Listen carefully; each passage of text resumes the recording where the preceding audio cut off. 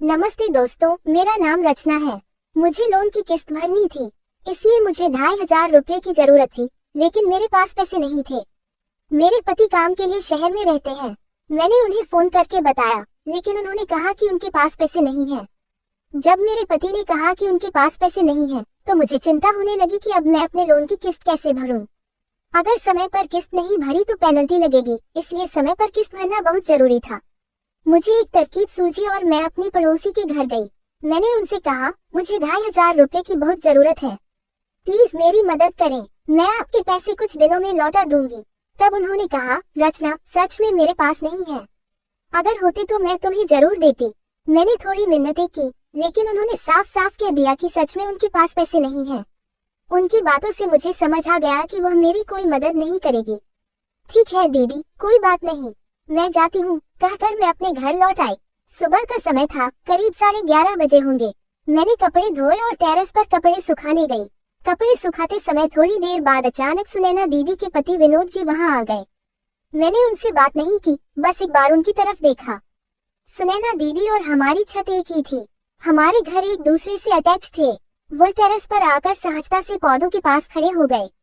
मैं कपड़े सुखाकर नीचे जाने वाली थी कि तभी उन्होंने कहा, अरे रचना जी, क्या हुआ आपको? क्या कुछ पैसों की जरूरत थी? मैं कुछ नहीं बोली। मुझे थोड़ी हैरानी हुई, मुझे तो समझ ही नहीं आया कि उन्हें कैसे पता चला कि मुझे पैसों की जरूरत है। शायद उनकी पत्नी ने उन्हें बताया होगा। मैंने पूछा, अरे लेकिन आपको कैसे पता चला कि मुझे पैसों की जरूरत है? उन्होंने कहा, अरे रचना जी, जब आप मेरी पत्नी से पैसे मांग रही थी, तब मैं घर में ही था, पीछे वाले कमरे में आराम कर रहा था। मुझे आपकी आवाज सुनाई दी। सच तो यह है कि घर में पैसे हैं, लेकिन मेरी पत्नी ने आपको दिए नहीं। मैं आता और उससे कहता कि मदद करो, लेकिन मेरी पत्नी वैसी ही है, उसे किसी की मदद करना पसंद नहीं है। खैर, जो हुआ उसे भूल जाओ। मैं आपकी मजबूरी समझ सकता हूँ। आपको 2500 रुपए की जरूरत है ना? ये लीजिए 3000 रुपए। ये कहते हुए उन्होंने अपनी जेब से 3000 रुपए निकाले और मेरे सामने हाथ करके पैसे लेने को कहा। मैंने जानबूझकर कहा, अरे नहीं, सच तो यह है कि मुझे जरूरत थी, लेकिन आपसे ऐसे पैसे लूं या नहीं, इसमें मुझे थोड़ी झिझक हो रही है। उन्होंने कहा, अरे रचना जी, ये पैसे रख लीजिए, जरूरत हर किसी को पड़ सकती है। और हाँ, आप बिल्कुल भी टेंशन मत लीजिए, जो पैसे मैं आपको दे रहा हूँ, इसके बारे में मैं अपनी पत्नी को कुछ नहीं बताऊंगा, इसलिए आप बेझिझक ये पैसे ले लीजिए। अब मैं सोच में पड़ गई कि क्या करूं और क्या नहीं, लेकिन वह फिर से जिद करने लगे, इसलिए आखिरकार मैंने उनके हाथ से भी 3000 रुपए ले लिए। मुझे सिर्फ 2500 रुपए की ही जरूरत थी। मैंने उसमें से 2500 रुपए अलग निकाले और बचे हुए 500 रुपए उन्हें वापस करते हुए कहा, विनोद जी, मुझे सिर्फ 2500 रुपए की ही जरूरत है, 500 रुपए आप अपने पास ही रखिए। ठीक है रचना जी, जैसी आपकी मर्जी। मैंने एक बार उनके सामने हाथ जोड़े और कहा, विनोद जी, मैं आपकी बहुत शुक्रगुजार हूँ, आपने मेरी बिल्कुल सही समय पर मदद की। वो हंसकर बोले, रचना जी, आपको कभी भी कुछ भी चाहिए हो तो आप कभी भी मुझे बता सकती हैं। अब तो ठीक है, लेकिन आगे भी भविष्य में मैं आपकी मदद के लिए हमेशा तैयार हूँ। मैंने मुस्कुराते हुए कहा, ठीक है, मुझे नीचे काम है, मैं जाती हूँ। ठीक है रचना जी, उन्होंने भी मुस्कुराकर कहा। फिर मैंने अपने कपड़ों की बाल्टी उठाई और सीढ़ियाँ उतरकर नीचे आ गई। नीचे आकर किचन का थोड़ा काम निपटाया और जल्दी ही दरवाजे पर ताला लगाकर लोन की किस्त जमा करने बैंक गई। वहाँ 2500 रुपए लोन की किस्त भरी और वापस घर आ गई। उसके बाद मुझे अपनी बेटी सनिका को स्कूल से लेने जाना था। वह दूसरी कक्षा में पढ़ती है। उसका स्कूल घर से ज्यादा दूर नहीं है, इसलिए मैं उसे पैदल ही छोड़ती और लाती हूँ। स्कूल छूटने का समय हो गया था, इसलिए मैं निकल ही रही थी कि तभी रास्ते में मेरे पति का फोन आया। मैंने फोन उठाया और हेलो कहा। उधर से वह बोले, अरे रचना, पैसों का इंतजाम हो गया है, मैं अभी तुम्हारे अकाउंट में भेज देता हूँ। मैंने कहा, अरे काम हो गया, मैं किस्त भरकर आ गई हूँ। अच्छा, तुम्हारे पास थे क्या पैसे? हाँ, रखे हुए थे, आपने मना किया, इसलिए मैंने रखे हुए पैसे इस्तेमाल कर लिए। अच्छा ठीक है, अच्छा किया, चलो अब मैं रखता हूँ, मुझे काम है।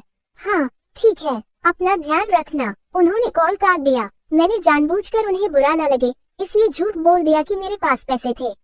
अब करीब 1.5 महीने बाद मेरे पति की सैलरी मिली और उन्होंने अपनी सैलरी से कुछ पैसे मुझे भेज दिए। पड़ोस के विनोद जी से मैंने जो 2500 रुपए लिए थे, वह अब लौटाने थे, लेकिन ये पैसे कैसे लौटाऊं, यह मुझे समझ नहीं आ रहा था, क्योंकि उनकी पत्नी को बिल्कुल भी पता नहीं था कि मैंने विनोद जी से पैसे लिए हैं। इसलिए वह पैसे सिर्फ अकेले में जब वह अकेले हों तभी उन्हें वापस देने थे। लेकिन विनोद जी बहुत अच्छे हैं। 1.5 महीना बीत गया लेकिन एक बार भी उन्होंने मुझसे पैसों के बारे में कुछ नहीं पूछा। सच तो यह है कि हमारी ज्यादा बात भी नहीं होती थी। ना कोई खास रिश्ता था, ना कोई काम, बस पड़ोसी होने की वजह से जान पहचान थी। मैं रोज कपड़े धोने के बाद छत पर कपड़े सुखाने जाती थी। वहाँ कभी ना कभी विनोद जी ऊपर देख ही जाते थे, इसलिए मैंने अब तय कर लिया था कि एक दिन अगर वह छत पर मिले तो उनके पैसे वापस कर दूंगी। एक दिन वैसा ही मौका मिला। मैं सुबह कपड़े धोकर छत पर सुखाने गई थी और थोड़ी देर बाद विनोद जी वहाँ आ गए। उन्होंने मुझे देखा और कहा, कैसी हैं आप रचना जी? मैंने मुस्कुरा कर कहा, अच्छी हूँ, आप कैसे हैं? हम भी बहुत अच्छे हैं। वह बोले, देखिए ना रचना जी, पिछले कितने दिनों से बहुत धूप है, ऐसा लग रहा है जैसे मई का महीना शुरू हो गया हो। मैंने कहा, हाँ, कपड़े बहुत कम समय में सूख जाते हैं। मैं अपनी छत पर कपड़े सुखा रही थी और वह थोड़ी दूरी पर अपनी छत पर खड़े थे। बीच में 1-1.5 फुट ऊंची छोटी दीवार थी। कपड़े सूख गए और मैंने कहा, अरे विनोद जी, अपने पैसे ले लीजिए। वह हंसते हुए बोले, अरे रचना जी, रहने दीजिए ना, इतनी क्या जल्दी है, बाद में दिए तो भी चलेगा। नहीं नहीं विनोद जी, 1.5-2 महीने हो गए हैं, आपने मेरी इतनी मदद की, मैं आपकी बहुत शुक्रगुजार हूँ। रुके, मैं आपके पैसे देती हूँ। ऐसा कहते हुए मैं उनकी तरफ से थोड़ी मुड़ गई। मेरे ब्लाउज में रखे 2,500 रुपए यानी 500 के 5 नोट, मैंने पैसे बाहर निकाले और उनकी तरफ हाथ आगे बढ़ाया। वह मेरी तरफ देखते हुए बोले, अरे रचना जी, रहने दीजिए ना, मैं कहाँ मांग रहा हूँ आपसे। अरे आप नहीं मान रहे हैं, यह मुझे पता है, लेकिन आपने मुझ पर एहसान किया, मेरी मदद की, यह मेरा फर्ज है कि मैं वह पैसे आपको वापस करूं, मैंने उनसे सख्ती से कहा। वह हंसने लगे और बोले, अरे रचना, आपका स्वभाव बहुत अच्छा है, आप बहुत ईमानदार है। इंसान को जिंदगी में ईमानदार ही रहना चाहिए, मुझे भी ईमानदार रहना पसंद है। खैर, ये लीजिए आपके पैसे। ये कहकर मैंने उनके हाथ में पैसे रख दिए। ठीक है, मैं जाती हूँ, मेरा काम हो गया है। हाँ रचना, कोई बात नहीं, लेकिन रचना जी, क्या मैं आपसे एक बात कहूँ? हाँ बोलिए ना विनोद जी। रचना जी देखिए, अगर आपको कभी भी कोई भी प्रॉब्लम आए या किसी चीज की जरूरत पड़े तो मुझे जरूर बताना, ठीक है? मुझे आपकी मदद करना हमेशा अच्छा लगेगा। वह हंसते हुए बोले। मैंने भी हल्की सी स्माइल दी। हाँ जरूर, लेकिन विनोद जी, शायद अब मुझे जरूरत नहीं पड़ेगी, मैं अब थोड़ी बचत करके रखती हूँ ताकि भविष्य में अगर कोई प्रॉब्लम आए तो वहाँ से पैसे निकाल सकूं। हाँ आपकी बात सही है रचना, खैर मैं चलती हूँ। ऐसा कहते हुए मैं नीचे आ गई। 4-5 दिनों बाद मेरे पति को कंपनी से कुछ छुट्टियां मिली, इसलिए वह घर आए। वह कभी कभी 4-4 महीने शहर से घर नहीं आते थे, लेकिन मुझे उसकी आदत हो गई थी क्योंकि हालात ही ऐसे थे। ऐसा ही होता है, जब इंसान के हालात ऐसे बन जाते हैं तो अपने आप ही उन चीजों की आदत पड़ जाती है। मेरे पति शहर में रहते हैं और वह मुझे और मेरी बेटी को भी अपने साथ शहर ले जाने की सोच रहे थे, लेकिन फिलहाल कुछ साल रुकना पड़ेगा क्योंकि उनकी सैलरी बहुत ज्यादा नहीं थी और परिवार के साथ शहर में रहना यानी ज्यादा खर्च, इसलिए उन्होंने पहले ही तय करके बता दिया था कि कुछ साल तुम यही गांव में रहो, जब हमारी आर्थिक स्थिति सुधर जाएगी तो मैं तुम्हें और सानिका को शहर ले जाऊंगा। मुझे भी कोई प्रॉब्लम नहीं थी, मैंने उनकी मजबूरी को समझा और उसी के अनुसार बर्ताव किया। मेरे पति मंगलवार को शहर से घर आए, लेकिन वह बहुत थके हुए थे। शाम को खाना खाकर तुरंत सो गए। मेरी उनके साथ थोड़ा समय बिताने और बात करने की ख्वाहिश थी, लेकिन उनकी थकान की वजह से मैंने कुछ नहीं कहा। अगले दिन बुधवार को मेरी नंद के बड़े बेटे की सगाई थी, इसलिए मैं, मेरे पति और मेरी बेटी सानिका, हम तीनों सगाई में गए। बुधवार का पूरा दिन वही बीत गया और रात को भी वही रुके। गुरुवार की सुबह हम अपने गांव लौट आए।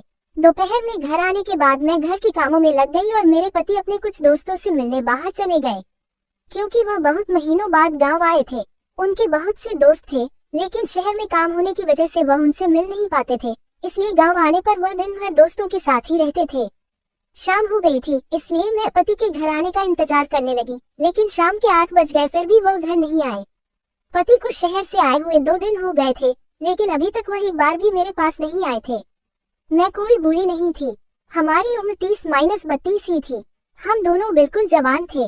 पति महीनों तक मुझसे दूर रहते थे, लेकिन फिर भी मैं हालात को समझकर अपने दिल पर काबू रखती थी। लेकिन अब वह घर आए थे, उनको थोड़ा प्यार से मेरे पास आना चाहिए था, पत्नी को समय देना चाहिए था। शाम के 8 बज गए और मुझे बेचैनी होने लगी। आखिरकार मैंने फोन उठाया और गुस्से में ही पति को कॉल किया। उन्होंने कॉल उठाया। मैंने थोड़ा सख्त लहजे में उनसे कहा, अरे यह क्या, छुट्टियां हैं तो क्या सारी छुट्टियां दोस्तों के साथ ही बितानी है? पत्नी के लिए क्या आपके पास कोई समय नहीं है? 2 दिन हो गए लेकिन 2 लफ्ज प्यार से बोलने का भी समय नहीं मिला आपको। वह बोले, अरे रचना, ऐसा क्यों कर रही हो? मैं आ रहा हूँ, मैं रास्ते में ही हूँ, 10 मिनट में आता हूँ। ठीक है, जल्दी आइए, खाना तैयार है। ऐसा कहकर मैंने फोन रख दिया और बाकी का खाना फटाफट पूरा किया। थोड़ी देर में पति घर आ गए। उन्हें देखकर मुझे बहुत खुशी हुई। फिर हम दोनों ने एक साथ खाना खाया। मेरी बेटी सानिका पहले ही खाना खाकर सो चुकी थी। खाने के बाद पति कमरे में जाकर बिस्तर पर मोबाइल देखने लगे। मैंने बाकी का काम निपटाया, बर्तन धोए और फिर आईने के सामने खड़ी होकर थोड़ा मेकअप किया। पुरानी साड़ी बदलकर नई साड़ी पहनी, शरीर पर हल्का सा परफ्यूम छिड़का और फिर धीरे से पति के पास गई।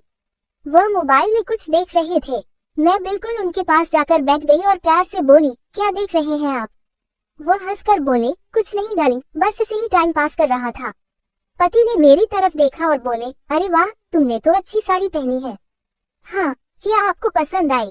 वह शरारती ढंग से हंसे और बोले, हाँ पसंद तो आई, लेकिन साड़ी से ज्यादा साड़ी पहनने वाली पसंद आई। पति मेरी तरफ बिल्कुल प्यार से देखने लगे। कितने महीनों बाद मैं उनके इतने पास थी, इसलिए मुझे भी कुछ अजीब सा लगने लगा। उन्होंने एक पल की भी देरी किए बिना मुझे पास खींचा और अपनी बाहों में भरकर मुझ पर प्यार की बौछार शुरू कर दी। अब मेरे होंठ कांपने लगे। वह पास आए और मेरे होंठों पर कब्जा करके मुझे किस करने लगे। एक हाथ से उन्होंने मेरे बालों का जूड़ा खोला और बोले, जान, तुमने तो बहुत ही अच्छी खुशबू वाला परफ्यूम लगाया है। हाँ, क्या आपको पसंद आया? मैंने शर्माते हुए पूछा। हाँ, बहुत पसंद आया। ऐसा कहते हुए उन्होंने मुझे फिर से अपनी बाहों में भर लिया। मैं भी उनके प्यार के लिए बेचैन थी। वो मेरी आंखों में देखकर बोले, डार्लिंग, मैं इतने महीने तुमसे दूर रहता हूँ, क्या तुम्हें मेरी याद नहीं आती? हाँ, आती है ना, लेकिन मैं क्या करूँ? मैं आपको कितनी बार फोन करती हूँ, कहती हूँ घर आओ, लेकिन आप 2-2, 4-4 महीने आते ही नहीं। लेकिन अब मुझसे वादा करो। क्या वादा करूँ? मैंने कहा कि आप अब इतने महीने मुझसे दूर नहीं रहेंगे। 15 दिन या हफ्ते में एक बार तो जरूर घर आएंगे। ठीक है, कोशिश करूंगा, वो शरारती अंदाज में बोले। नहीं ने शरारती अंदाज में मेरी आंखों में देखा, फिर मुझे अपनी बाहों में भर लिया और हम दोनों एक दूसरे में खो गए। अगले दिन सुबह 7 बजे मैं बेटी को स्कूल के लिए तैयार करने लगी। मेरे पति अभी भी सो रहे थे, लेकिन कुछ देर बाद वह भी उठ गए। उसके बाद वो फ्रेश हुए और फिर हम दोनों ने मिलकर नाश्ता किया। वो अभी कुछ दिन और यही रुकने वाले थे, इसलिए मुझे बहुत अच्छा लग रहा था। लेकिन नाश्ते के बाद अचानक उनके मोबाइल पर कॉल आया। कॉल खत्म होने के बाद वह मेरे पास आए और बोले, रचना, मुझे तुम्हें एक बात बतानी है। हाँ, बोलिए ना, लेकिन अभी नहीं, मुझे काम है। मैंने जानबूझकर मजाक के लहजे में कहा, अरे ऐसा नहीं है, ये बात थोड़ी अलग है। मतलब क्या है? मैंने उनके पास जाकर पूछा। रचना, मुझे शहर से मेरी कंपनी से कॉल आया है, एक जरूरी काम निकल आया है, इसलिए मुझे जाना पड़ेगा। अरे यह क्या कह रहे हैं आप तो 8 दिन की छुट्टी लेकर आए थे और अभी 3 दिन भी नहीं हुए हैं। 2 दिन तो हम गाँव में ही थे। अब कहाँ हमें एक दूसरे के साथ समय बिताने का मौका मिला था, और आप तुरंत कह रहे हैं कि काम है। यह मुझे बिल्कुल पसंद नहीं है। मैंने गुस्से में कहा। रचना, प्लीज समझने की कोशिश करो ना, अगर समय मिला तो मैं फिर से आऊंगा। नहीं, आप नहीं आएंगे। आपने 8 दिन रुकने का वादा किया था, अब अचानक कहाँ से कॉल आ गया आपको? मुझे लगता है कि आप जानबूझकर कह रहे हैं कि कंपनी ने बुलाया है। सच तो यह है कि आपको यहाँ रुकना ही नहीं है। ऐसा कुछ नहीं है रचना, ऐसा क्यों कह रही हो तुम? तो आप जा रहे हैं तो मैं क्या कहूँ? रचना, समझने की कोशिश करो ना। मैं जानबूझकर गुस्से में बोल रही थी, लेकिन मुझे पता था कि कॉल सच में आया होगा और उन्हें जाना ही पड़ेगा। फिर भी अचानक उन्होंने ये बताया तो मुझे झटका लगा और बुरा भी लगा। रचना, थोड़ा समझा करो ना, वह रिक्वेस्ट के लहजे में बोले। लेकिन मैंने थोड़ी देर के लिए बात करना टाल दिया। उन्होंने अब बैग निकालकर सामान भरना शुरू कर दिया। जब बैग भर गई तो वह बोले, रचना, मैं निकलूं? यह क्या कर रहे हैं आप? हमें सिर्फ कल ही एक बार एक दूसरे के साथ समय बिताने का मौका मिला और आप तुरंत निकल रहे हैं। ये गलत है। मैं आपकी पत्नी हूँ, मुझे आपका प्यार पाने का हक है, लेकिन आप इतनी जल्दी शहर चले जाएंगे? अचानक एक जरूरी काम आ गया, नहीं तो मैं सच में 8 दिन तुम्हारे साथ यहाँ रुकने वाला था। ठीक है, जैसी आपकी मर्जी, मैंने थोड़ी उदासी भरे लहजे में कहा। रचना, अब एक स्माइल तो दो। मैं उसके पास गई, उसे गले लगाया और हंसते हुए बोली, ठीक है, अपना ख्याल रखना। लेकिन पहले मुझे एक बात बताओ, आप मुझे और सानिका को शहर कब ले जाएंगे? मैं तुम दोनों को जल्दी ही ले जाऊंगा। आपने जल्दी कहते कहते कितने साल गुजार दिए, लेकिन आज तक हमें ले ही नहीं गए। सच कह रही हूँ ना? अरे रचना, अब मैं सब कुछ ठीक कर रहा हूँ, फिर हम 1 साल के अंदर शहर चले जाएंगे। सच में? मैं तो बहुत खुश हो गई। अच्छा, तो अब मैं चलता हूँ। ये कहकर मेरे पति घर से बाहर निकल गए। इच्छा न होते हुए भी मैंने उन्हें बाय कहा। मेरे पति के जाने के बाद घर बिल्कुल खाली हो गया। मुझे अकेलापन महसूस होने लगा। एक बार फिर से मुझे अकेले ही घर संभालना था। घर तो मानो मुझे खाए जा रहा था, लेकिन मैं क्या कर सकती थी? मेरे पास कोई और चारा भी तो नहीं था। मेरी बेटी सानिका भी बहुत उदास हो गई, क्योंकि उसके पापा अचानक शहर चले गए थे। वो उदास रहने लगी, लेकिन मैं उसे समझाती रहती थी। घर में बैठे बैठे मन उब गया, इसलिए मैं सानिका को लेकर यूं ही सब्जी मंडी चली गई। थोड़ा बहुत सामान खरीदा और फिर घर लौट आई। पति के शहर जाने के बाद मैंने खुद को और बेटी को जैसे तैसे समझाया। एक बार दोपहर का समय था, मैं घर के कुछ काम में बिजी थी। मेरी बेटी सानिका की छुट्टी थी, इसलिए वह बाहर खेल रही थी, लेकिन काफी देर तक उसकी कोई आवाज नहीं आई। मैंने बाहर जाकर देखा तो दूसरे खेलने वाले बच्चे भी नहीं दिख रहे थे। मैं चिंता में गली में सब जगह सानिका को खोजने लगी, लेकिन वह कहीं नहीं दिखी। मैंने पड़ोस के 2 घरों में जाकर पूछा, तो उन्होंने बताया कि तुम्हारी बेटी तुम्हारे पड़ोसी विनोद जी के घर पर है। मैं हड़बड़ी में विनोद जी के घर गई। उनकी पत्नी फर्श पर बैठकर चावल साफ कर रही थी। मैंने उन्हें देखा और पूछा, दीदी क्या मेरी बेटी यहाँ आई है? हाँ आई है, देखो ना, मेरी बेटी के साथ पीछे खेल रही है। मैंने वहीं से जोर से आवाज लगाई, सानिका चल बेटा घर चलते हैं। सानिका ने कहा, मम्मी थोड़ी देर बाद आती हूँ ना, मुझे काम है।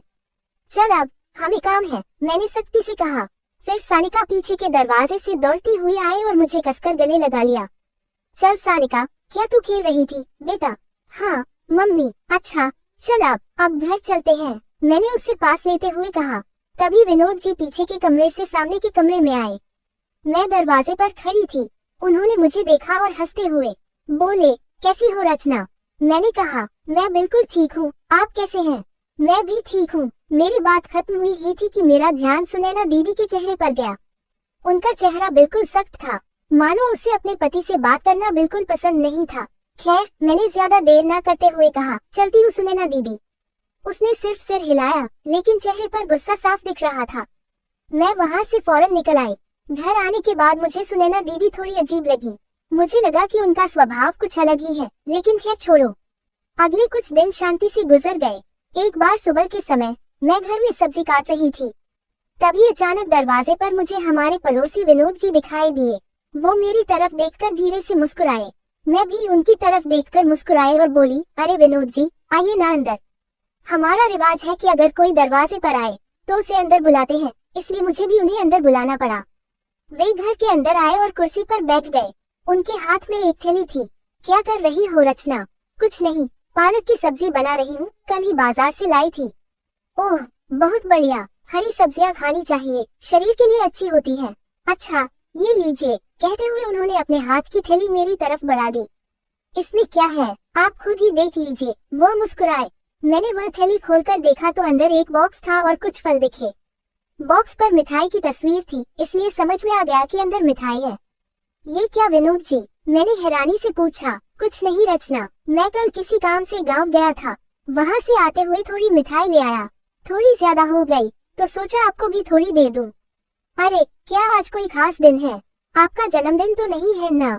नहीं नहीं, कोई खास दिन नहीं है, ऐसे ही ले आया। लेकिन इतनी सारी मिठाई कौन खाएगा? आप खाए ना, मैं ज्यादा मीठा नहीं खाती, लेकिन सानिका को जरूर खिलाऊंगी, वह मीठा खाती है। मैंने मुस्कुराते हुए कहा। वह बैठे हुए थे, लेकिन अब मेरे मन में ख्याल आया कि उनके लिए चाय बनाऊं या नहीं, क्योंकि उन्होंने इतने प्यार से मिठाई और फल दिए थे, तो मेरा भी कुछ फर्ज बनता था। अच्छा आप बैठिए, मैं आपके लिए चाय बनाकर लाती हूँ। नहीं रचना जी, रहने दीजिए, उन्होंने विनम्रता से कहा। अरे रुकिए, अभी बनाती हूँ, कहकर मैं रसोई में चली गई। मैंने बढ़िया सी चाय बनाई। चाय पीने के बाद उन्होंने थोड़ी देर तक बातें की और फिर बोले, चलिए रचना जी अब मैं चलता हूँ। जी ठीक है, फिर आइएगा। फिर वे अपने घर चले गए। मैंने उनकी दी हुई मिठाई और फल फ्रिज में रख दिए। अगले दिन मैं छत पर कपड़े सुखाने गई, तभी थोड़ी ही देर में विनोद जी भी वहाँ पहुँच गए। लेकिन एक बात मुझे हमेशा हैरान करती थी, जब भी मैं छत पर जाती थी तो शायद वे भी छत पर आ जाते थे। इस वजह से मुझे शक होता था कि क्या वे जानबूझकर मुझसे मिलने और बात करने के लिए ऊपर आते हैं। खैर, उनका स्वभाव अच्छा था, इसलिए उनसे बात करके मुझे अच्छा लगता था। मैं कपड़े सुखा रही थी, तभी वे मुझसे थोड़ी दूरी पर आकर खड़े हो गए और बोले, तो रचना जी कैसी लगी मिठाई, खाए या नहीं? हाँ खाए ना, एक टुकड़ा खाया, बहुत अच्छी है। मुझे भी मिठाई पसंद आई, मेरी बेटी प्रिया को तो बहुत पसंद आई। ओह लेकिन विनोद जी, क्या मैं आपसे एक बात पूछूं? हाँ पूछिए ना। आपने जो मिठाई इतने प्यार से दी है, क्या आपकी पत्नी को पता है कि आप मेरे लिए मिठाई लाए हैं? अगर उन्हें पता चला तो शायद उन्हें अच्छा नहीं लगेगा। अरे रचना जी, आप उसकी टेंशन क्यों लेती हैं? उसे पता नहीं है और उसे कौन बताएगा? उसका स्वभाव ही ऐसा है, खड़ूस। हाँ, उस दिन जब मैं आई थी और मैंने आपके साथ थोड़ी बात की, तो सुनैना दीदी का चेहरा उतर गया था। शायद उन्हें पसंद नहीं आया होगा कि आप मुझसे बात कर रहे थे। हाँ रचना, उसका स्वभाव ऐसा ही है। छोड़ो, उसके बारे में ज्यादा बुरा मत मानो। अच्छा विनोद जी, उनकी बातें सुनकर मुझे थोड़ा अच्छा लगा। उन्हें भी यह एहसास था कि उनकी पत्नी का स्वभाव थोड़ा सख्त है और उन्होंने इसे स्वीकार भी किया। इसलिए मेरे मन में भी कुछ नहीं रहा और मैंने उनकी पत्नी के बारे में बुरा मानना छोड़ दिया। विनोद जी हमारे फ्लैट के आखिरी कोने में रहते थे। वहाँ घर के बगल में एक बड़ा पेड़ था। इस वजह से छत पर कोई भी हो, आसपास के लोगों को कुछ दिखाई नहीं देता था कि छत पर कोई है या नहीं। इसलिए विनोद जी के साथ बात करते हुए मुझे कभी भी अजीब नहीं लगा।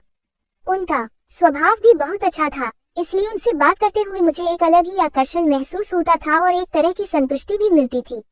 एक बार मेरी बेटी की तबीयत अचानक खराब हो गई। मैंने उसे पास के एक छोटे क्लिनिक में दिखाया। डॉक्टर ने कुछ दवाइयां दी, लेकिन उससे उसे कोई आराम नहीं मिला। मैंने तुरंत अपने पति को फोन करके सारी बात बताई।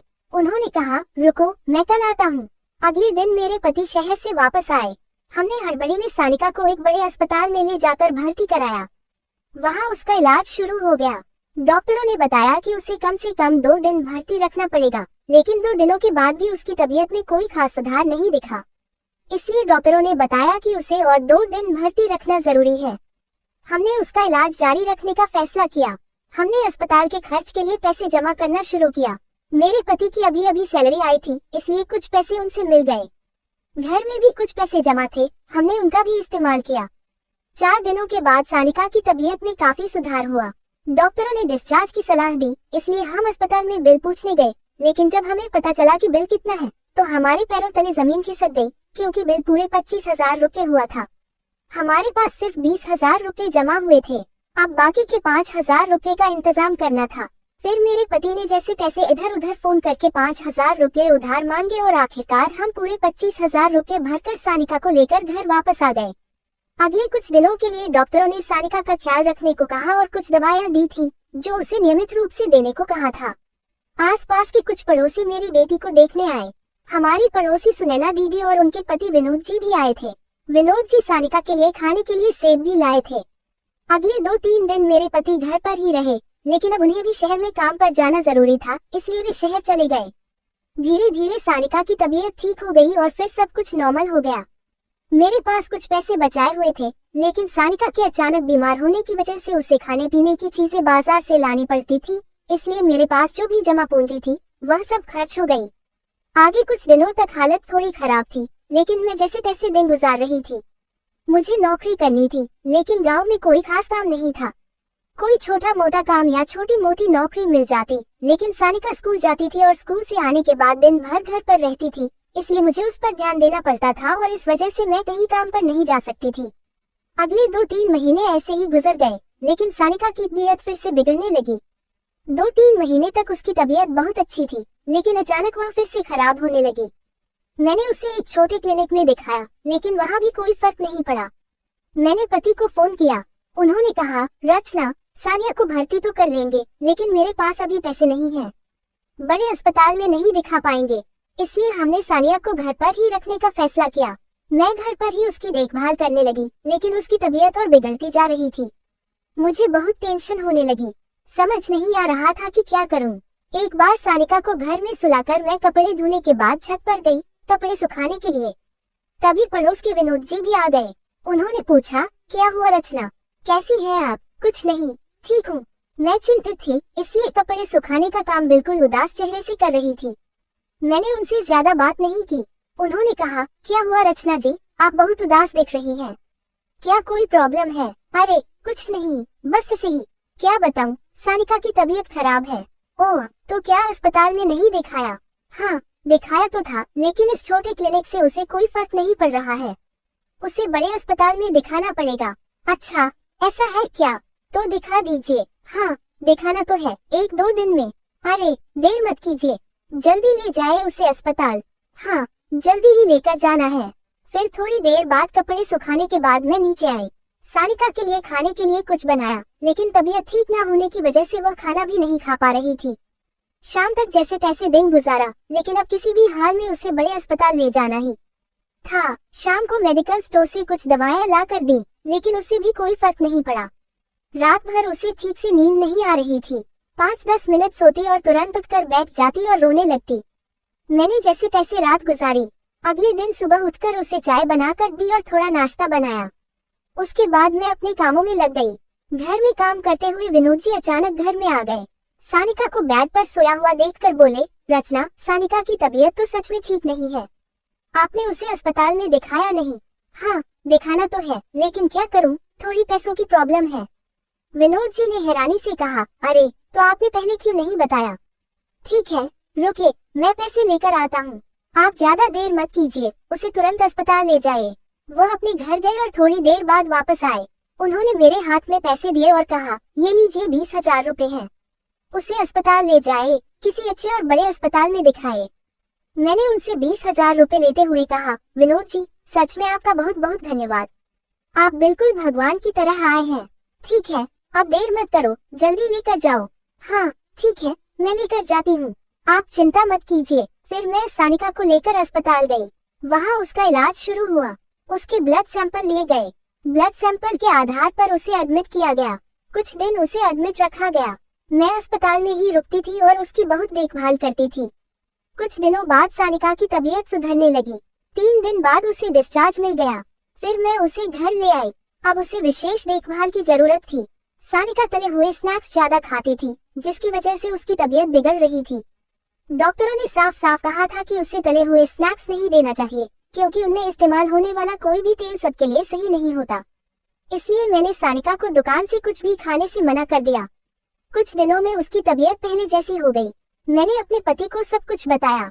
जब सानिका बीमार थी तब उनके पास पैसे नहीं थे, इसलिए सानिका को दोबारा एडमिट नहीं करवा पाए थे। फिर अचानक विनोद जी ने मदद की, उनका बहुत सहारा मिला। अस्पताल से घर आने के बाद विनोद जी भी सानिका को देखने आए। अब वह बीच बीच में सानिका का हालचाल जानने के लिए घर आते रहते थे। उनका स्वभाव बहुत अच्छा था, इसलिए उनके साथ बात करते हुए मुझे एक अलग ही अपनापन महसूस होने लगा। सानिका की तबीयत ठीक होने के बाद वह फिर से नियमित रूप से स्कूल जाने लगी। एक बार मैं घर पर काम कर रही थी, तभी विनोद जी आए। सुबह का समय था, तब सानिका भी स्कूल गई हुई थी। उनके आने के बाद मैंने उनके लिए चाय बनाई। मेरा नाश्ता बाकी था, इसलिए मैंने कांदे पोहे बनाए। मैंने विनोद जी को भी पोहे खिलाए। उन्हें मेरे हाथ के बने पोहे बहुत पसंद आए। विनोद जी के हाथ में एक मोबाइल दिख रहा था, शायद नया था। मैंने यूं ही पूछ लिया, अरे विनोद जी, क्या आपने नया मोबाइल लिया है? हाँ, नया ही लिया है। अच्छा, बहुत बढ़िया है। मोबाइल बहुत महंगा दिख रहा था। अच्छा विनोद जी, सुनिए ना। हाँ, बोलिए। आपने जो 20,000 रुपए मुझे दिए हैं, उसके लिए मैं आपकी बहुत शुक्रगुजार हूँ। लेकिन अभी मैं आपके 20,000 रुपए वापस नहीं कर पाऊंगी। अगर 4-5 महीने बाद वापस करूँ तो चलेगा क्या? अरे रचना, क्या मैंने तुमसे कभी पैसे वापस मांगे हैं? कोई बात नहीं, अगर वापस नहीं भी दिए तो भी चलेगा। अरे नहीं, मैं जल्दी ही वापस करूंगी। ऐसा कैसे हो सकता है? ठीक है, जब हो सके तब वापस दे देना। अरे, मैं जल्दी ही 4-5 महीने में वापस कर दूंगी। हाँ रचना, कोई बात नहीं, जब तुम्हें ठीक लगे तब वापस कर देना। मैंने कहा ना। वह सोफे पर बैठे थे। टीवी के पास एक छोटा सा फ्लावर पॉट रखा था। उन्होंने उस फ्लावर पॉट की तरफ देखा और कहा, रचना, यह आपका फ्लावर पॉट बहुत सुंदर है, बिल्कुल आप जैसा। उन्होंने मेरी खूबसूरती की तारीफ की, जिससे मैं थोड़ी शर्मा गई और कहा, कुछ भी कहते हैं आप? हाँ, सच कह रहा हूँ। ऐसा कहते हुए उन्होंने वह फ्लावर पॉट हाथ में लिया और उसकी फोटो खींची। उन्होंने अपने मोबाइल में मुझे वह फोटो दिखाए और कहा, देखिए रचना, फोटो कितनी सुंदर आई है। अच्छा, ठीक है, आपके मोबाइल का कैमरा अच्छा है। रचना, यहाँ आइए ना पास। क्यों, क्या हुआ? अरे, हम एक फोटो खींचते हैं, बढ़िया, हम दोनों का। अरे नहीं, क्यों बेकार में? अरे रचना, एक ही, मुझे आपके साथ फोटो खींचने की इच्छा है। अरे, लेकिन नहीं, अगर किसी ने देखा तो बेकार में झगड़ा होगा। तुम्हारी पत्नी का स्वभाव तो बहुत अजीब है। तुम्हारी पत्नी बेवजह मन में तरह तरह के सवाल रखेगी। अरे रचना, मेरी पत्नी की टेंशन मत लो तुम बिल्कुल भी। अच्छा सुनो ना, चलो फोटो खींचते हैं।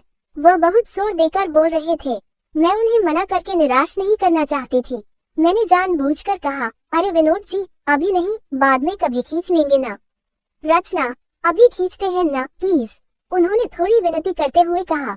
उनका स्वभाव इतना अच्छा था और उन्होंने समय समय पर मेरी मदद भी की थी, इसलिए मैं उनकी शुक्रगुजार थी। इस तरह उन्हें निराश करना सही नहीं था, यह मुझे महसूस हुआ। ठीक है विनोद जी। फिर उन्होंने मोबाइल का कैमरा चालू किया और मुझे पास बुलाया। मोबाइल का सामने वाला सेल्फी कैमरा चालू करके उन्होंने वह मोबाइल थोड़ा दूर रखा, लेकिन मैं उनसे थोड़ी दूरी पर खड़ी थी, इसलिए मैं कैमरा में नहीं आ रही थी। तब वह बोले, अरे रचना जी, थोड़ा पास आइए ना। उनके कहने पर मैं थोड़ी उनके पास खिसकी। तब उन्होंने फोन और थोड़ा दूर करके वह मेरे बिल्कुल पास आ गए। मेरा कंधा बिल्कुल उनके कंधे के पास आ गया। फिर उन्होंने एक फोटो खींचा। मुझे लगा कि इसके बाद वह रुकेंगे, लेकिन तुरंत ही उन्होंने मेरे कंधे पर हाथ रख दिया। इस तरह हाथ रखने से मैं थोड़ी चौंक गई, लेकिन प्रतिक्रिया करने का समय न देते हुए उन्होंने एक और फोटो खींचा। पास में फ्लावर पॉट पड़ा था। उन्होंने कहा, अरे रुकिए रचना, 1 मिनट। क्यों, क्या फोटो अच्छा नहीं आया? अरे बहुत अच्छा आया है, लेकिन मेरे दिमाग में एक आइडिया है। आप रुकिए, मैं बताता हूँ। उन्होंने फ्लावर पॉट से एक प्लास्टिक का गुलाब का फूल निकाला। वह बिल्कुल असली गुलाब जैसा दिख रहा था। उन्होंने वह फूल मेरे सामने रखा। मैं थोड़ी शर्मा गई। रचना, ये गुलाब का फूल लीजिए। लेकिन क्यों? अरे पहले लीजिए तो सही, फिर मैं बताता हूँ। मैंने वो फूल हाथ में ले लिया। रचना जी, अब ये फूल मुझे दीजिए और हाँ, फोटो खींचते समय दीजिएगा। फिर उन्होंने मोबाइल का कैमरा चालू किया। मैं थोड़ी दूर खड़ी थी। तब वह बोले, थोड़ा पास खिसकिए ना। मैं थोड़ी खिसकी। फिर हम दोनों कैमरा में आने लगे। उन्होंने अब तुरंत ही कुछ फोटो खींचे। मेरा कंधा बिल्कुल उनके कंधे से पास था। मुझे थोड़ा अजीब लगा, लेकिन मैंने मन में तय कर लिया कि दोस्ती के नाते फोटो खींचने में कोई बुराई नहीं है। विनोद जी ने मेरा दाहिना हाथ उनके कंधे पर रखवाया और फिर एक और फोटो खींचा। मुझे थोड़ा अजीब लगा, लेकिन मैं कुछ बोल नहीं पाई। मैंने सोचा कि यह जल्दी से फोटो खींचकर खत्म हो जाना चाहिए, क्योंकि मैं बहुत असहज महसूस कर रही थी। मैंने कहा, हो गया क्या फोटो खींचना? वहाँ हो गया। अच्छा विनोद जी, अब मोबाइल में से ये फोटो डिलीट कर देना। बेवजह कोई देखेगा तो प्रॉब्लम हो सकती है। हाँ रचना, तुम टेंशन मत लो, मैं डिलीट कर दूंगा। अच्छा चलो मैं चलता हूँ अब। हाँ ठीक है, आइए। फिर विनोद जी मेरे घर से बाहर चले गए। अगले दिन मैंने सानिका को स्कूल छोड़ा। घर आकर काम करने लगी। कपड़े धोकर सुखाने के लिए टेरेस पर गई। तभी विनोद जी भी वहीं आ गए। उन्होंने मेरी तरफ देखकर पूछा, रचना कैसी हो? मैं ठीक हूँ, आप कैसे हैं? मैं भी बढ़िया हूँ। विनोद जी ने मेरी साड़ी की तारीफ की। वह बोले, ये साड़ी बहुत सुंदर है। मैंने एक नीले रंग की साड़ी पहनी थी, उस पर मैचिंग ब्लाउज था। मैंने कहा, सच में? हाँ सच में, तुम पर बहुत अच्छी लग रही है। ये सुनकर मैं थोड़ी शर्मा गई, लेकिन मन में खुशी भी हुई। विनोद जी पास आए और बोले, रचना तुम्हारे हाथ कितने गोरे हैं। मुझे थोड़ा अजीब लगा, लेकिन मैं गुस्सा भी नहीं हो सकती थी। उन्होंने मेरा बायां हाथ अपने दाहिने हाथ में लिया और बोले, रचना तुमने हाथों पर मेहंदी और नाखूनों पर नेल पॉलिश भी नहीं लगाई। मैंने कहा, मुझे पसंद नहीं है, लेकिन तुम्हारे हाथ और उंगलियां बहुत सुंदर हैं। नेल पॉलिश लगाने के बाद और भी सुंदर दिखेंगी। वह और पास आए। मैंने कहा, विनोद जी मुझे नीचे काम है। तब उन्होंने मेरा हाथ छोड़ दिया और कहा, हाँ ठीक है, जाओ तुम। मैंने फटाफट बचे हुए कपड़े रस्सी पर डाले और जल्दी से नीचे आ गई। नीचे आने के बाद मुझे बहुत डर लगने लगा। टेरेस पर रमेश जी ने अचानक मेरा हाथ पकड़ लिया था। अगर किसी ने देखा होता तो क्या होता, और अगर उनकी पत्नी ऊपर आ गई होती तो? ऐसे डराने वाले कई ख्याल मेरे मन में आए। उनकी पत्नी का स्वभाव कैसा है, और वह मेरे साथ ऐसा क्यों बिहेव कर रहे हैं, यह मुझे कुछ समझ नहीं आया। दिन ब दिन उनके बात करने और बर्ताव में बदलाव महसूस हो रहा था। एक बार बिजली का बिल आया था, उसे भरना था, लेकिन मेरे पास पैसे नहीं थे। इसलिए मैंने पति को कॉल करके बिल का फोटो भेजा और कहा, ऑनलाइन बिजली का बिल भर दो। तो उन्होंने तुरंत भर दिया। इसके बाद मैंने टेरेस पर कपड़े सुखाना बंद ही कर दिया। मैंने घर के पीछे वाले दरवाजे के पास रस्सी बांधकर वही कपड़े सुखाना शुरू कर दिया। एक दिन सुबह के समय मैंने घर की रसोई से बाहर देखा तो पाया कि विनोद जी मेरे घर आ रहे हैं। मैंने अपनी साड़ी का पल्लू ठीक किया और उसे कंधे पर अच्छे से रखा। उन्हें घर में आते देख मैंने पूछा, क्या हुआ विनोद जी, सुबह सुबह अचानक मेरे घर आए हैं? कोई काम है क्या? मैंने हैरानी से कहा। अरे कुछ नहीं, बस ऐसे ही आ गया। मैं रसोई में सब्जी काट रही थी। सब्जी काटने के बाद मैं उठी और पीछे जाने लगी। तब विनोद जी ने कहा, अरे क्या हुआ, कहाँ जा रही हो? कुछ नहीं विनोद जी, आप बैठिए, मैं आपके लिए चाय बनाती हूँ। अरे रहने दीजिए, क्यों बेकार में परेशान हो रही है? सिर्फ चाय बना रही हूँ, खाने के लिए नहीं कह रही हूँ। उन्होंने हंसकर जवाब दिया, अच्छा ठीक है, आप इतना कह रही हैं तो आज एक बार फिर आपके हाथ की बनी चाय पीता हूँ। मैं रसोई में जाकर चाय बनाने लगी। 5 मिनट हुए होंगे, विनोद जी बाहर वाले रूम में बैठे थे, लेकिन अचानक वह रसोई में आ गए। उन्हें देखकर मैं थोड़ी चौंक गई, लेकिन मैंने चाय बनाने पर ध्यान दिया। वह मेरे पास आए और बोले, क्या हुआ रचना, चाय बन गई क्या? बना रही हूँ ना। वह बिल्कुल मेरे पास आकर खड़े हो गए। फिर उन्होंने पूछा, दूध वाली चाय बना रही हो क्या? मैंने कहा, हाँ दूध वाली ही बना रही हूँ, चलेगी ना? अरे रचना, मेरी तो तुम पर से नजर ही नहीं हट रही। क्यों, क्या हुआ? उन्होंने मुझे ऊपर से नीचे तक देखा और बोले, आज जो साड़ी तुमने पहनी है वह बहुत बढ़िया लग रही है, तुम बहुत सुंदर दिख रही हो। मैंने कहा, सच में? इस पर उन्होंने जवाब दिया, हाँ सच में। अच्छा विनोद जी, आप बाहर वाले रूम में बैठिए, मैं चाय लेकर आती हूँ। लेकिन क्या हुआ रचना, मेरा यहाँ खड़ा रहना अच्छा नहीं लगता क्या? विनोद जी बिल्कुल मेरे पास थे और कुछ ही पलों में वह मेरे और पास आ गए। धीरे से उन्होंने अपना हाथ मेरे कंधे पर रखा। मैंने कहा, अरे विनोद जी क्या हुआ? उन्होंने एक हाथ मेरे कंधे पर रखा। इससे मुझे थोड़ा असहज महसूस हुआ, लेकिन बाद में उन्होंने वह हाथ हटा लिया। उन्होंने पूछा, चाय बन गई क्या? हाँ चाय बन गई है, अभी देती हूँ। अच्छा आप वहाँ कुर्सी पर जाकर बैठिए। लेकिन फिर भी वह मेरे पास ही थे। अब वह मेरे पीछे आए और उन्होंने मुझे पीछे से दोनों हाथों से पकड़ा और गले लगा लिया। मुझे कुछ समझ नहीं आया कि वह ऐसा क्यों कर रहे हैं। उनके ऐसा करने पर मैं कुछ कहने वाली थी, तभी उन्होंने अपना हाथ मेरी कमर पर रखा और मुझे गलत जगह छूने लगे। अरे विनोद जी क्या कर रहे हैं, प्लीज छोड़िए। रचना, तुम मुझे बहुत पसंद हो, तुम बहुत सुंदर हो। अरे विनोद जी, लेकिन मेरी शादी हो गई है, प्लीज आप मेरे बारे में ऐसा मत सोचिए। क्या हुआ रचना, तुम्हारी शादी हो गई होगी, लेकिन फिर भी तुम मुझे बहुत पसंद हो। आज जो साड़ी तुमने पहनी है उसमें तुम बहुत खूबसूरत लग रही हो। दिल कर रहा है कि तुम्हें गले लगाकर बहुत प्यार करूं। उन्होंने पीछे से दोनों हाथों से मुझे पकड़ा हुआ था। मैं छूटने की कोशिश करने लगी, लेकिन उनकी ताकत ज्यादा थी। विनोद जी प्लीज नहीं, कहकर मैं उनसे विनती करने लगी। उन्होंने अचानक दोनों हाथ छोड़ दिए, फिर मेरे आगे आकर मेरे होंठों पर अपने होंठ रखकर किस करने लगे। तभी मुझे बहुत गुस्सा आया और मैंने उन्हें जोर से धक्का दिया। मैंने कहा, विनोद जी देखिए, आपका यह व्यवहार मुझे बिल्कुल पसंद नहीं आया। आपके मन में जो भी ख्याल है उन्हें अपने मन से निकाल दीजिए। रचना, तुम मुझे बहुत पसंद हो, मैं तुम्हारा दीवाना हो गया हूँ। देखिए आप शादीशुदा हैं, आपकी पत्नी है, प्लीज मेरे बारे में ऐसा गलत ख्याल मन में मत रखिए। विनोद जी ने कहा, क्या हुआ रचना, क्या तुम्हें मुझसे प्यार नहीं है? वह मेरे थोड़ा पास आए। देखिए मुझसे दूर हो जाए, मुझे मत छूइए। रचना, ना मत कहो, आज मुझे किसी भी तरह तुम्हारा प्यार पाना है। वह फिर मेरे पास आए और मेरा हाथ पकड़ने लगे। मैंने कहा, विनोद जी मैं उस तरह की औरत नहीं हूँ, आप मेरे बारे में ऐसा मत सोचिए। विनोद जी ने फिर कहा, रचना तुम ये क्या कह रही हो? तुम्हें मेरी मदद लेना पसंद है और मेरा प्यार पसंद नहीं है क्या? मैंने कहा, मतलब क्या कह रहे हैं विनोद जी, मुझे समझ नहीं आया। रचना, मैंने इतनी बार पैसे देकर तुम्हारी मदद की, तुमने पैसे लेते समय कभी ना नहीं कहा, और अब मैं सिर्फ प्यार मान रहा हूँ तो क्यों मना कर रही हो? विनोद जी देखिए, मुझे आपके लिए सम्मान है, आपने मेरी मदद की है, उसके लिए मैं आपकी बहुत एहसानमंद हूँ। अगर आपको मेरी कोई मदद चाहिए तो मैं जरूर करूंगी, लेकिन प्लीज मुझसे ऐसा कुछ मत मांगिए जिससे मैं खुद की नजरों में गिर जाऊं। विनोद जी, मैं एक शादीशुदा औरत हूँ और मैं अपने पति के प्रति वफादार हूँ। अरे रचना, लेकिन तुम्हारा पति तो हमेशा घर से बाहर रहता है। हाँ, घर से बाहर है तो क्या हुआ, वह मेरे दिल में है। मैंने सख्ती से कहा, मेरा और मेरे पति का प्यार अटूट है, मैं उन्हें धोखा नहीं दे सकती। प्लीज अपने मन की गलत भावनाओं को अभी निकाल दीजिए। विनोद जी अब शांत आवाज में बोले, रचना मुझे तुमसे ऐसी उम्मीद नहीं थी। तब मैंने जवाब दिया, जो पैसे मैंने आपसे लिए हैं वह मैं जल्द से जल्द वापस कर दूंगी, वह भी ब्याज सहित। लेकिन मेरे साथ किसी भी तरह का रिश्ता रखने की उम्मीद मत रखिए, मैं उस तरह की औरत नहीं हूँ। वह फिर बोले, रचना जो मैं मान रहा हूँ वह नहीं दिया तो देखना कितनी मुश्किलों में पड़ जाओगी। मैं डर कर बोली, विनोद जी आप मेरे साथ क्या कर रहे हैं? क्योंकि उस समय मुझे बहुत डर लगा। उन्होंने कहा, उस दिन मैंने अपने मोबाइल में जो फोटो खींचे थे तुम्हारे और मेरे, मैं उन्हें इंटरनेट पर डाल दूंगा। पूरे गांव में फोटो वायरल हो जाएंगे, फिर सब लोग हंसेंगे, तुम्हारी बदनामी होगी। क्या ये तुम्हें चलेगा? अब तो मेरे पैरों तले जमीन ही खिसक गई। विनोद जी प्लीज ऐसा मत कीजिए, आप तो कह रहे थे कि वह फोटो डिलीट कर देंगे। नहीं, उन्होंने कहा, मैंने अभी तक डिलीट नहीं किए हैं।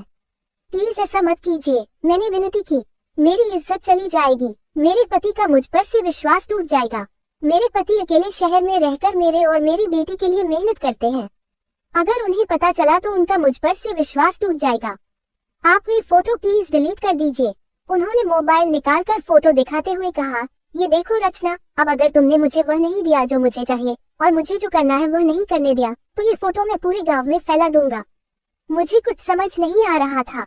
मैंने डरते हुए कहा, विनोद जी मुझे आपसे ऐसी उम्मीद कभी नहीं थी। मैंने आप पर भरोसा किया, आप मेरा भरोसा तोड़ रहे हैं।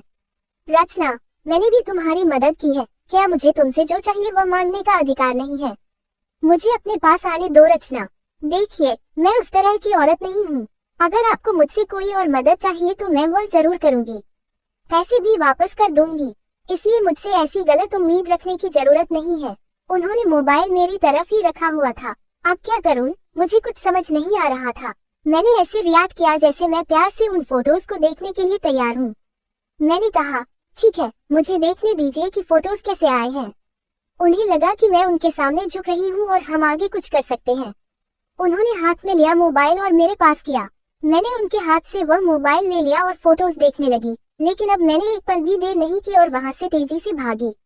मैं दौड़ते हुए घर के पीछे वाले दरवाजे पर पहुंची। वहां एक बड़ा पत्थर था। मैंने उस मोबाइल को जोर जोर से पत्थर पर पटका, मोबाइल टूट गया। उसके बाद मैंने उस मोबाइल को उठाया और दौड़ते हुए वहां रखी पानी की टंकी के पास गई।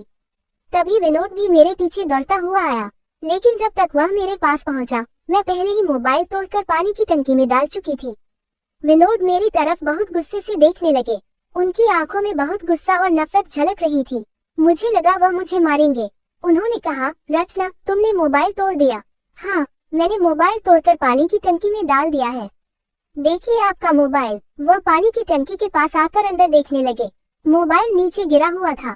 मैंने कहा, इस मोबाइल में आपने जो फोटोज खींचे थे वह है ना, और उन्हीं फोटोज की वजह से आप मुझे धमकी दे रहे थे। ये लीजिए, मोबाइल तोड़ दिया। अब आपको जो करना है वो कर लीजिए, लेकिन मैं आपके साथ ऐसा कुछ भी गलत नहीं करूंगी, समझ गए? तभी घर के पीछे से एक दादी आई, शायद वह वहाँ बैठी हुई थी। उन्होंने कहा, क्या हुआ रचना, क्या हुआ? इतनी जोर से क्यों बोल रही है? अरे दादी, कुछ नहीं। विनोद ने उनकी तरफ देखा। उनकी आंखों में गुस्सा था, लेकिन वो मुझे कुछ नहीं कर पाए क्योंकि दादी वहाँ थी। मैंने कहा, विनोद आपने मेरी मदद की, उसके लिए मैं आपकी बहुत शुक्रगुजार हूँ, लेकिन आपने मेरे साथ जिस तरह बिहेव करने की कोशिश की वह मुझे बिल्कुल पसंद नहीं आया, इसीलिए मैंने मोबाइल तोड़ा। मुझे इसका अफसोस है, लेकिन मेरे पास कोई दूसरा रास्ता नहीं था। विनोद, अब आप यहाँ एक पल भी मत रुकिए, अपने घर जाए, और हाँ, मैं जल्द ही आपके पैसे लौटा दूंगी। विनोद अब बहुत शर्मिंदा थे। उन्हें मुझ पर बहुत गुस्सा था, लेकिन अब वे मेरा कुछ भी नुकसान नहीं कर सकते थे। विनोद ने कहा, रचना तुमने बिल्कुल अच्छा नहीं किया, मैं तुम्हें देख लूंगा। वे मुझे धमकी देते हुए मेरे घर से बाहर निकल गए। मैंने पानी की टंकी में गिरा हुआ मोबाइल हाथ डालकर बाहर निकाला। उसे चालू करने की कोशिश की, लेकिन वह चालू नहीं हुआ। मोबाइल थोड़ा ठीक दिख रहा था, लेकिन मैंने उसे एक पत्थर पर जोर जोर से पटककर पूरी तरह से तोड़ दिया। विनोद अपने घर चले गए थे, लेकिन अब मुझे उनके बारे में बहुत बुरा लग रहा था। मैंने उनके बारे में कितना अच्छा सोचा था, उन्हें कितना अच्छा इंसान समझा था, लेकिन उनके मन में मेरे बारे में ऐसी गलत इच्छाएं थी, उनकी मेरे साथ कुछ गलत करने की योजना थी, इसकी मुझे बिल्कुल भी उम्मीद नहीं थी। उनके जाने के बाद मुझे खुद के लिए बहुत बुरा लगने लगा। मैंने गलत इंसान से मदद ली, गलत इंसान पर विश्वास किया। मुझे रोना भी आ गया। अच्छा हुआ कि मैंने आज विनोद को सही समय पर रोक लिया, वरना आज मैं अपना स्वाभिमान खो बैठती। मैंने अपने भगवान जैसे पति को अनजाने में धोखा दिया होता। अब मैं घर के अंदर गई। मेरे पास कुछ सोने के गहने रखे हुए थे। अब मेरे मन में ख्याल आया कि जल्द से जल्द विनोद के पैसे लौटा दूं। मैं अपने गहने लेकर सुनार की दुकान पर गई। मेरे पास सोने के कुछ गहने थे, वह सारा सोना मैंने बेच दिया। उससे मुझे 28,000 रुपये मिले। वे पैसे लेकर मैं घर वापस आई। अब मुझे विनोद के पैसे लौटाने थे। वे घर पर नहीं थे और मैं उन्हें पैसे देने उनके घर भी नहीं जा सकती थी क्योंकि उनकी पत्नी को ये पता चल जाता। मैं दरवाजे पर ही बैठ गई और विनोद के बाहर से आने का इंतजार करने लगी। विनोद बाहर गए थे, वे घर लौट आए। जब वे घर के पास आए तो मैंने उन्हें देखकर इशारा किया और धीरे से कहा, इधर आइए। अब वे मेरे घर की तरफ चलने लगे। मैं घर के अंदर गई और उन्हें अंदर बुलाया। तुरंत ही मैंने पैसे निकाले और 25,000 रुपए उनके हाथ में दिए। मैंने कहा, विनोद जी, ये लीजिए 25,000 रुपए। इसमें 20,000 रुपए आपकी मूल रकम है और 5,000 रुपए आपके पैसों का ब्याज है। विनोद अब एक शब्द भी नहीं बोले। बोलने के लिए उनके पास कुछ भी नहीं बचा था। मैंने आगे कहा, देखिए विनोद जी, आपके 20,000 रुपए वापस मिल गए हैं और ऊपर से 5,000 रुपए का ब्याज भी दिया है। अब आपका और मेरा संबंध यही खत्म होता है। आप अपने घर जा सकते हैं। वे मुझे देखते ही रह गए। बिना कुछ बोले वे मेरे घर से बाहर निकल गए। विनोद के पैसे लौटाने के बाद अब मुझे शांति महसूस होने लगी। शांत मन से मैं कुर्सी पर बैठ गई। यही ख्याल दिमाग में घूम रहे थे, लेकिन मुझे खुशी भी हो रही थी। अच्छा हुआ कि मैंने अपने गहने बेच दिए, लेकिन मैंने विनोद के पैसे लौटा दिए। अब मैं कभी भी किसी से इस तरह की मदद नहीं लूंगी, यह मैंने मन ही मन में तय कर लिया। विनोद से पैसे लेना एक गलती थी, लेकिन भविष्य में ऐसी गलती दोबारा नहीं होने दूंगी, यह मैंने पक्का इरादा कर लिया। कुछ दिनों बाद मेरे पति घर वापस आने के बाद मैंने उन्हें सब कुछ बताया। ये सुनकर शुरुआत में उन्हें बहुत गुस्सा आया। वे बोले, मैं अभी जाता हूँ और विनोद को सबक सिखाता हूँ। लेकिन मैंने उनसे कहा, जाने दीजिए, जो हुआ सो हुआ। मेरे पति को बहुत गुस्सा आया था, लेकिन मैंने जैसे तैसे उनका गुस्सा शांत किया। दोस्तों, पति और पत्नी का रिश्ता सिर्फ दो व्यक्तियों के बीच का नहीं है, बल्कि ये दो दिलों और दो आत्माओं के बीच का एक पवित्र और विश्वास पर टिका हुआ बंधन होता है। कभी कभी ऐसा समय आता है जब हमें कुछ समय के लिए एक दूसरे से दूर रहना पड़ता है, लेकिन ये दूरी सिर्फ शरीर से होती है, दिल से नहीं। ऐसे समय में रिश्ते की असली परीक्षा होती है। तब हमें अपना धैर्य, अपना विश्वास और अपने साथी के प्रति अपना प्यार बनाए रखना चाहिए। ऐसा समय सचमुच बहुत नाजुक होता है।